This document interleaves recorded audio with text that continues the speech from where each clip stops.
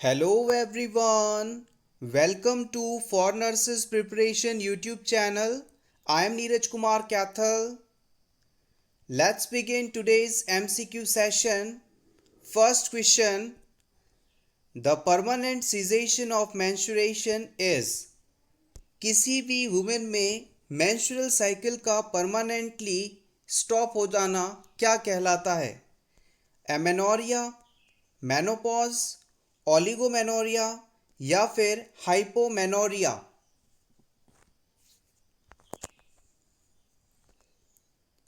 The right answer is option B, it is called menopause. अगर किसी women में menstrual cycle stop हो जाए तो ये कंडीशन मेनोपॉज कहलाता है। मेनोपॉज दो शब्दों से मिलकर बना सब्सटेंस है जिसमें है मेनो प्लस पॉज। मेनो का मतलब है मेंस्ट्रुअल साइकिल और पॉज का मतलब है किसी भी चीज को रोकना या स्टॉप करना। जैसे कि आप अपने मोबाइल में मौजूद म्यूजिक प्लेयर पे वीडियो या ऑडियो सुनते समय उसे रोकने के लिए इस्तेमाल करते हैं। इसके बाद बात की जाती है मेनोपॉज किस उम्र में देखने को मिलता है। तो याद रखिएगा, किसी भी फीमेल के अंदर रिप्रोडक्शन की जो एज होती है वो 13 ईयर्स से शुरू होकर 45 साल के बीच होती है। 35 से 45 ईयर्स की एज को हम रिप्रोडक्टिव एज के नाम से जानते हैं और 13 ईयर्स में जो फर्स्ट मेंस्ट्रुअल ब्लीडिंग होती है उसे हम मेनार्की के नाम से जानते हैं और 45 ईयर्स के बाद मेंस्ट्रुअल पीरियड ना आना मेनोपॉज कहलाता है। This is the age of menarche means beginning of menstrual cycle and this is the age of stopping of menopause cycle known as menstrual cycle known as menopause. Option C के अंदर जो term दी गई है oligomenorrhoea, इसका मतलब होता है कि किसी भी फीमेल में मेंस्ट्रुअल साइकिल का एबनॉर्मल हो जाना या यूं कहें कि मेंस्ट्रुअल साइकिल का नॉर्मल ड्यूरेशन से बढ़ जाना। किसी भी वुमेन में अगर आपसे पूछा जाए कि नॉर्मल मेंस्ट्रुअल साइकिल कितने डेज का होता है तो आप बताएंगे 28 से 35 डेज का। और अगर एग्जैक्ट एग्जामिनर आपसे पूछे कि मेंस्ट्रुअल साइकिल का ड्यूरेशन कितने दिनों का होता है तो आप बताएंगे 28 डेज का। एग्जैक्ट आंसर है 28 डेज। और अगर रेंज में पूछ लिया जाए तो 28 से 35 दिनों के बीच में यदि साइकिल है, पीरियड है, तो ये नॉर्मल माना जाएगा। लेकिन अगर किसी वुमेन में 35 डेज से ज़्यादा समय का पीरियड है तो ये कंडीशन ओलिगोमेनोरिया के नाम से जानी जाती है। ऑप्शन डी के अंदर टर्म दी गई है हाइपोमेनोरिया। अगर किसी वुमेन में मेंस्ट्रुअल ब्लीडिंग में ब्लड लॉस का जो अमाउंट है वो 30 ml से कम हो तो ये कंडीशन हाइपोमेनोरिया कहलाती है। मेंस्ट्रुअल साइकिल में ब्लीडिंग फेज के अंदर जो ब्लड लॉस होता है वो 30 ml से कम हो तो ये कंडीशन हाइपोमेनोरिया कहलाती है। और यहीं अगर ब्लड लॉस 90 ml से ज़्यादा हो जाए तो ये कंडीशन हाइपरमेनोरिया कहलाती है। ये तीनों टर्म्स इंपॉर्टेंट हैं, पूछी जा सकती हैं। Next question, dilution of persecution क्या है? आपको नीचे बताए 4 ऑप्शंस में से उस ऑप्शन को सेलेक्ट करना है जो कि ये बताता हो कि इस पेशेंट को डेल्यूशन ऑफ परसिक्यूशन हुआ है।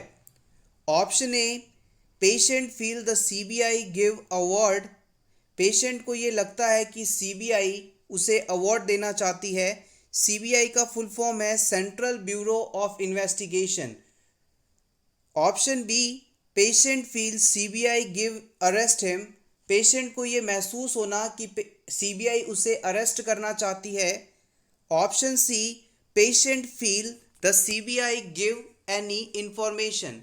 पेशेंट को ये महसूस होता है कि सीबीआई उसे कोई सूचना देना चाहती है, इंफॉर्मेशन देना चाहती है। या फिर option D, patient feel CBI give kill him. पेशेंट को ये लगता है कि सीबीआई के जो ऑफिसर्स हैं वो उसे ढूंढकर मारना चाहते हैं। इन चारों ऑप्शंस में से किस फीलिंग का होना पेशेंट में डेल्यूशन ऑफ परसिक्यूशन का होना माना जाएगा?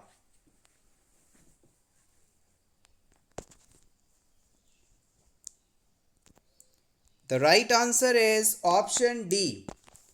अगर किसी भी पर्सन को ऐसी भावना, ऐसी फीलिंग्स या ऐसे थॉट्स लगातार आते रहते हैं जिसमें उसे ये महसूस हो कि उसके पड़ोसी, उसके रिश्तेदार या दोस्त या फिर सीबीआई उसे मारना चाहती है, उसे नुकसान पहुंचाना चाहती है, तो इस प्रकार के पर्सन्स में डेल्यूशन ऑफ परसिक्यूशन का डिसऑर्डर होना माना जाएगा।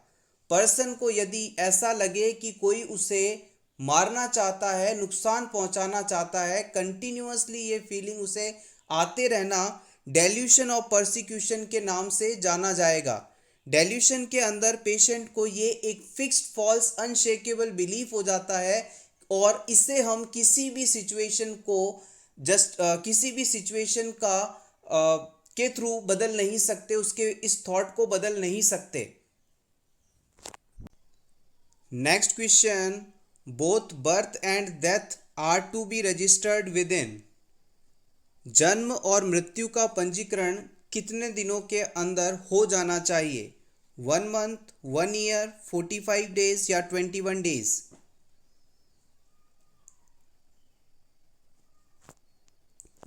The right answer is option D, 21 days. 21 days के अंदर बर्थ और डेथ दोनों ही रजिस्टर हो जानी चाहिए। Next question, most important nursing action for fracture healing is. किसी भी पर्सन की बॉडी में हुए फ्रैक्चर को हील करने के लिए, ठीक करने के लिए सबसे इंपॉर्टेंट नर्सिंग एक्शन कौन सा होना चाहिए? कैल्शियम सप्लीमेंट, इमोबिलाइजेशन, एंटीबायोटिक्स या फिर exercise?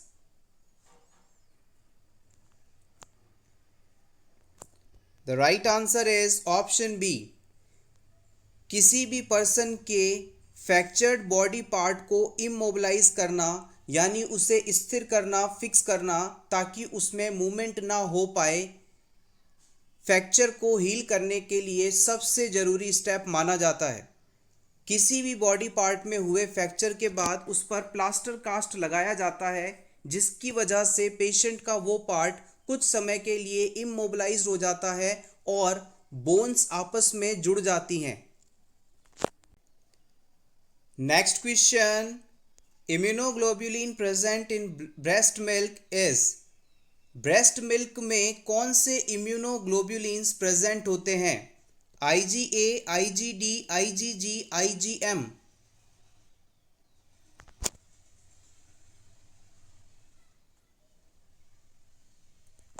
The right answer is option A, IgA। Immunoglobulin कह दीजिए या फिर एंटीबॉडीज कह दीजिए। एंटीबॉडीज या इम्यूनोग्लोबुलिन वह सब्सटेंसेस होते हैं जो कि न्यूबॉर्न बेबी को ब्रेस्ट मिल्क के थ्रू मिलते हैं और वो इस बच्चे को इन्फेक्शन आदि डिजीजेस से बचाते हैं। हमारी बॉडी में बात की जाए तो टोटल 5 प्रकार के इम्यूनोग्लोबुलिन्स पाए जाते हैं जो कि हैं IgG, IgA, IgM, IgE और IgD। सबसे ज़्यादा हमारी बॉडी में 80% जो होता है IgG होता है। IgG सबसे ज़्यादा पाया जाने वाला इम्यूनोग्लोबुलिन है। फिर बात करें IgE की तो ये लगभग 10% के आसपास होता है, 10 से 15% आप इसे कह सकते हैं। उसके बाद बात करते हैं IgM की, ये लगभग 5 से 7% के बीच होता है। फिर बात करें IgE की तो ये लगभग 0.02% होता है। और बात करें आखिरी इम्यूनोग्लोबुलिन डी की तो ये लगभग 0.3 से 0.5% के बीच होता है। इम्यूनोग्लोबुलिन जी की बात की जाए तो एग्ज़ाम में यहाँ से अक्सर पूछा जाता है कि सबसे ज़्यादा पाया जाने वाला इम्यूनोग्लोबुलिन टाइप कौन सा है, तो आप बताएंगे IgG। हमारी बॉडी का एकमात्र इम्यूनोग्लोबुलिन जो कि प्लेसेंटा को क्रॉस कर सकता है वो है आईजीजी। आईजीए की यदि बात की जाए तो हमारे बॉडी में जितने भी सिक्रीशंस होते हैं जैसे कि saliva, tear, breast milk, mucus आदि में आईजीए पाया जाता है। इम्यूनोग्लोबुलिन एम की यदि बात की जाए तो इसका जो मॉलिक्यूलर वेट है वो सबसे ज़्यादा होता है, अप्रॉक्सीमेटली 90,000 टू 1 लाख। इसके बाद ये एक मोनोमर पेंटामर है, यानी कि 5 सब यूनिट से मिलकर ये इम्यूनोग्लोबुलिन बनता है। ये इम्यूनोग्लोबुलिन प्राइमरी एंटीजन रिस्पॉन्स के लिए प्रोड्यूस किए जाते हैं। यदि आपसे पूछ लिया जाए कि सबसे पहले कौन सा एंटीबॉडी एंटीजन के अगेंस्ट काम करता है तो आप बताएंगे आईजीएम। इसके अलावा फीटस में भी सबसे पहला बनने वाला जो एंटीबॉडी है वो आईजीएम ही होता है। नेक्स्ट इम्यूनोग्लोबुलिन की बात की जाए तो वो है आईजीई। आईजीई पैरासाइटिक इन्फेक्शन में डिफेंस के लिए इंपॉर्टेंट माना जाता है। इसके अलावा जितने भी हाइपर सेंसिटिविटी रिएक्शंस होते हैं उनमें ये इम्यूनोग्लोबुलिन आपको सबसे एक्टिव मिलेगा। जितने भी लोग होते हैं जिनमें हाइपर सेंसिटिविटी डिजीज़ होती हैं जैसे कि अस्थमा, इन सभी में हो रही एलर्जिक रिएक्शन के समय आईजीई सबसे ज़्यादा एक्टिव होता है। आखिरी और पांचवा इम्यूनोग्लोबुलिन टाइप है आईजीडी। इम्यूनोग्लोबुलिन डी एक मेम्ब्रेन बाउंड इम्यूनोग्लोबुलिन है जो कि मैच्योर बी सेल्स के ऊपर पाया जाता है। इस इम्यूनोग्लोबुलिन का एग्जैक्ट फंक्शन क्या है ये अननोन है। Next question, at the time of birth head circumference is about. जन्म के समय बच्चे का जो हेड सर्कमफ्रेंस होता है वो कितना होता है? 33 to 35, 31 to 33, 34 to 36, 40 to 45 centimeters. The right answer is option A, 33 to 35 centimetre. Previous exam में इस क्वेश्चन को कई बार पूछा गया है, बहुत ही इंपॉर्टेंट है। जन्म के समय यदि किसी भी बच्चे का जो हेड सर्कमफ्रेंस है आप उसे मापते हैं, हेड का जो परिमाप है उसकी चारों तरफ की जो लंबाई है उसे आप मापते हैं तो वो लगभग 33 से 35 सेंटीमीटर होती है। और एवरेज यदि पूछा जाए तो आप बताएंगे 34 सेंटीमीटर्स। ज़्यादातर एग्जाम में इस वैल्यू को पूछा जाता है। इसके बाद जब हेड सर्कमफ्रेंस की चेस्ट सर्कमफ्रेंस की बात की जाए तो ये जन्म के समय 31 to 33 सेंटीमीटर्स होती है और एवरेज बात करें तो ये 32 सेंटीमीटर होता है। आप अभी अडल्ट एज के अंदर हैं, 18 साल से बड़े हैं, तो आपके अंदर जो चेस्ट का माप है, चेस्ट सर्कमफ्रेंस है, वो हेड से बड़ा है। लेकिन अगर न्यूबॉर्न बेबी में आपसे पूछ लिया जाए तो याद रखिएगा जन्म के समय बच्चे का जो हेड सर्कमफ्रेंस है, सर का माप है, वो चेस्ट की तुलना में ज़्यादा होता है। बच्चे का हेड बड़ा होता है जबकि चेस्ट छोटा होता है। और याद रखिएगा 3 साल की उम्र तक बच्चे का जो हेड है वो ऑलमोस्ट 80 to 90% डेवलप हो चुका होता है। ब्रेन का डेवलपमेंट 90% तक हो जाता है 3 साल की उम्र तक। इसके अलावा एग्जाम में यह भी पूछा जाता है कि हेड सर्कमफ्रेंस और चेस्ट सर्कमफ्रेंस किस उम्र पर बराबर हो जाते हैं, तो आप बताएंगे 1 ईयर ऑफ एज पर। 1 साल की उम्र होने पर बच्चे का हेड सर्कमफ्रेंस और चेस्ट सर्कमफ्रेंस एकदम बराबर हो जाते हैं और 1 साल से आगे उम्र बढ़ने पर चेस्ट सर्कमफ्रेंस हेड सर्कमफ्रेंस की तुलना में बढ़ जाता है। आप चाहें तो इसका स्क्रीनशॉट ले लें, ये सभी पॉइंट्स इंपॉर्टेंट हैं। Next question, general anaesthesia, which of the following sensation disappears at last. General anaesthesia देने के बाद कौन सा सेंसेशन सबसे आखिरी में लॉस होता है? कॉन्शियसनेस, प्यूपिल रिस्पॉन्स, हियरिंग या फिर pain response?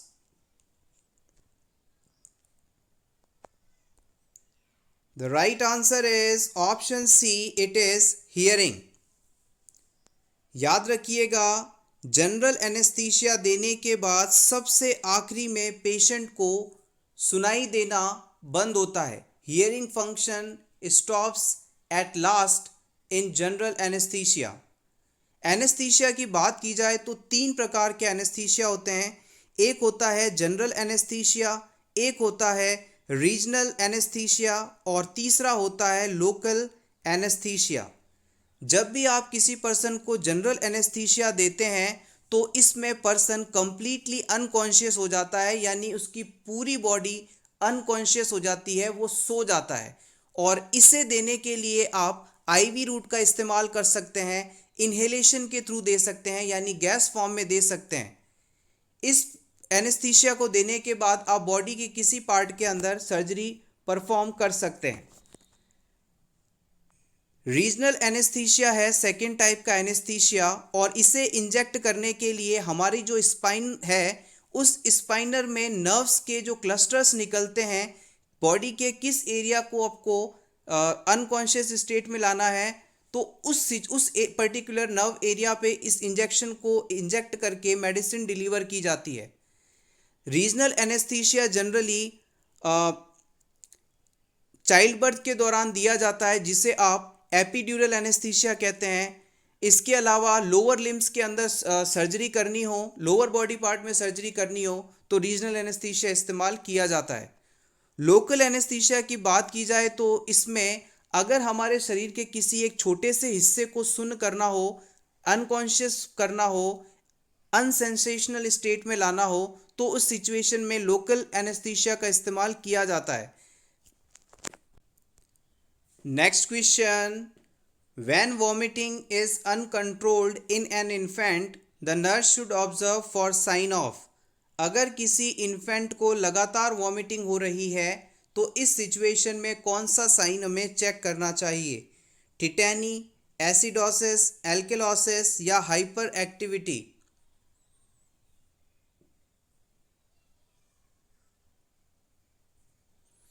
The right answer is option C. It is alkalosis. अगर किसी पर्सन को लगातार वॉमिटिंग हो रही हो तो उसके स्टमक से जो एसिड कंटेंट है, जैसे कि हाइड्रोक्लोरिक एसिड HCl, वो लॉस होगा, और इसकी कमी के कारण बॉडी का जो pH है वो एल्केलाइन pH हो जाएगा। तो हमें लगातार वॉमिटिंग हो रहे पर्सन में एल्केलोसिस तो डेवलप नहीं हो गया, इस स्टेट को आइडेंटिफाई करते रहना चाहिए। Next question, expansion of PPE. PPE का फुल फॉर्म क्या है? Patient protective environment, personal protective equipment, personal protective environment, primary protective equipment?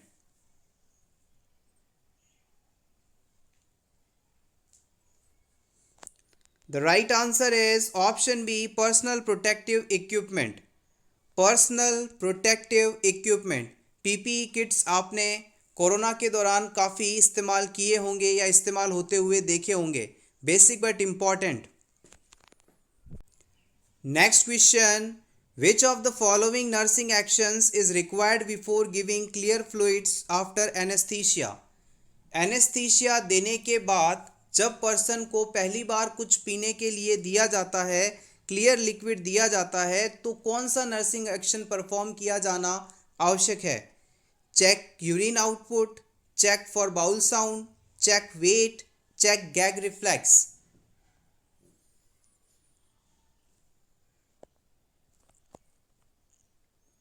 The right answer is option D. It is check gag reflex.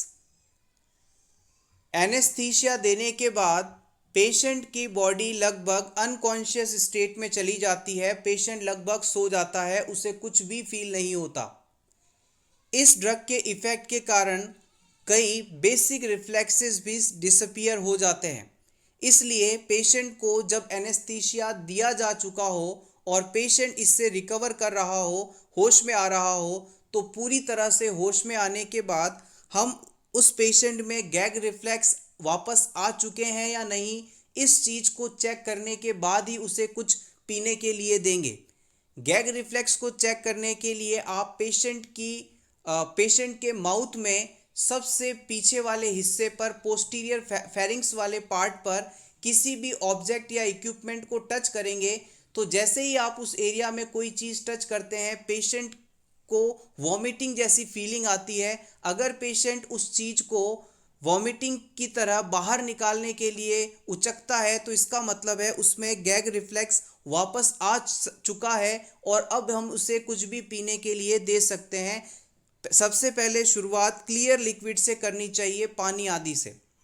अगर मान लीजिए patient में ये gag reflex वापस नहीं आया और आपने उसे बिना चेक किए पानी दे दिया, तो हो सकता है पेशेंट में ये जो लिक्विड है, फ्लूइड है, ये सीधा स्टमक में ना जाकर ट्रेकिया के थ्रू लंग्स में पहुंच जाए और लंग्स में जाने के बाद पेशेंट में रेस्पिरेशन सिजेशन हो सकता है, कॉम्प्लिकेशन हो सकता है, निमोनिया हो सकता है, सभी चीज़ें हो सकती हैं। इन सभी कॉम्प्लिकेशन से बचने के लिए सर्जरी के बाद पेशेंट को गैग रिफ्लेक्स रिटर्न हुए हैं या नहीं, इसे चेक करने के बाद ही कुछ लिक्विड पीने के लिए देना चाहिए। अगर आपसे पूछ लिया जाए कि पेशेंट ने लिक्विड तो पी लिया, लेकिन अब उसे आप कुछ खाने की चीज़ देने चाहते हैं, सेमी सॉलिड या सॉलिड कंटेंट खाने के लिए देना चाहते हैं, तो वो कब देंगे? तो आप याद रखिएगा, जब पेशेंट में बाउल साउंड आ जाए तब ही उसे हम कुछ खाने के लिए ठोस चीज़ देंगे। गैस रिफ्लेक्स वापस आ जाएं तो फिर लिक्विड दे दीजिए और बाउल साउंड वापस आ जाएं तो फिर उसे आप कुछ भी खाने के लिए दे सकते हैं। Thank you so much everyone for watching this complete video. Best of luck.